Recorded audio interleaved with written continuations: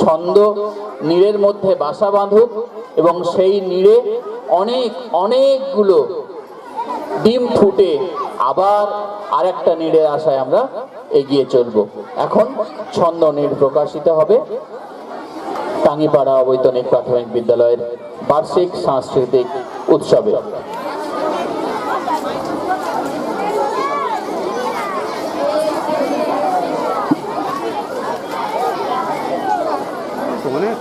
Light তো নেই, light এখান থেকে সামনে থেকে একটা মারা দিচ্ছি।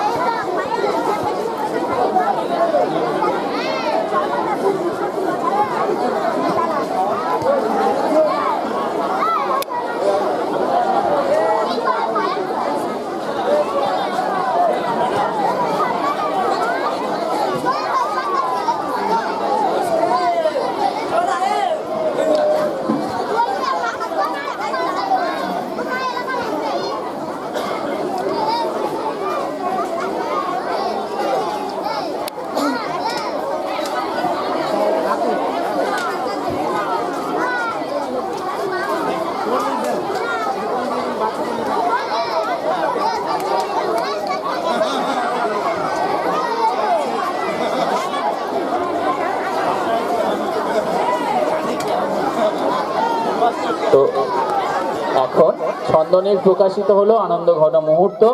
আগামী দিনে নিশ্চয়ই ছন্দনীড় ভারে ভারে আরো মজবুত হবে, কলেবর বৃদ্ধি পাবে।